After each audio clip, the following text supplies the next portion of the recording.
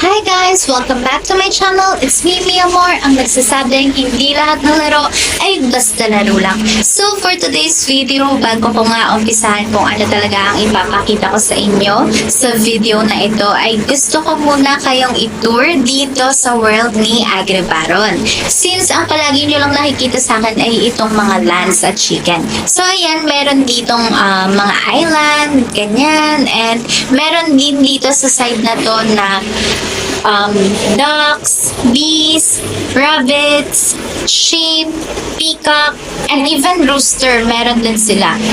Also sa side na to is meron silang pigs and deers. So ayan, marami pa nga talagang pwedeng i-upgrade ito si Agribaron kung itatry nyo ng maglaro ngayon. But sinabi na rin naman nila sa main channel nila na talaga namang ilalabas na nila to sooner or later. Pero as of now, ito munang land at chicken ang ipinopromote natin. So ayan, dito kasi napansin ko sa backpack ko ay meron na akong enough na pwedeng i-exchange pambili ng plat. So kung matatandaan nyo, last time sa video ko is yung in-exchange ko dito sa backpack ay winidraw ko. Ngayon naman ay ibibili natin siya or i-rent natin siya ng plat. So, ayan, dito ay unahin natin yung feathers.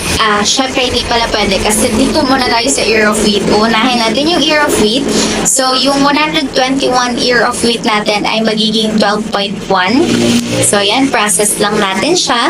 And then, after nun is ito namang corn natin. So, yung corn natin is meron tayong 8 corns. And kapag clinic natin yung maximum is meron tayong 4.8 diamonds. So, ayan.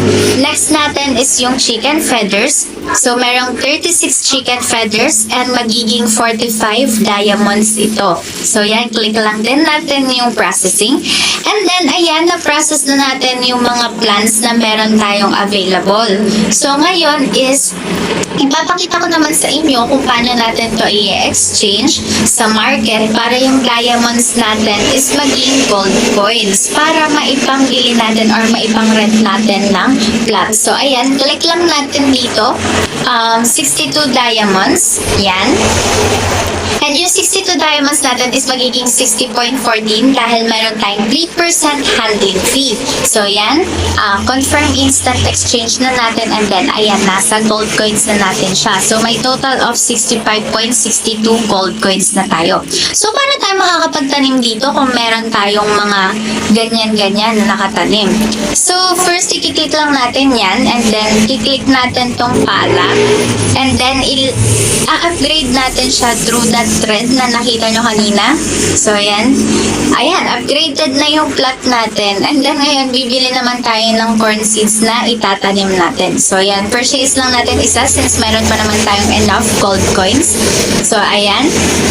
And, voila, nakapagtanim na tayo. So, ayun. Sana may natutunan kayo sa video na ito. And sana, na-inspire ko rin kayo na yung mga pinaghihirapan nyo dito kay Agribaron ay sobrang worth it. So, yun lang. See you guys on my next video and thank you for watching. Goodbye!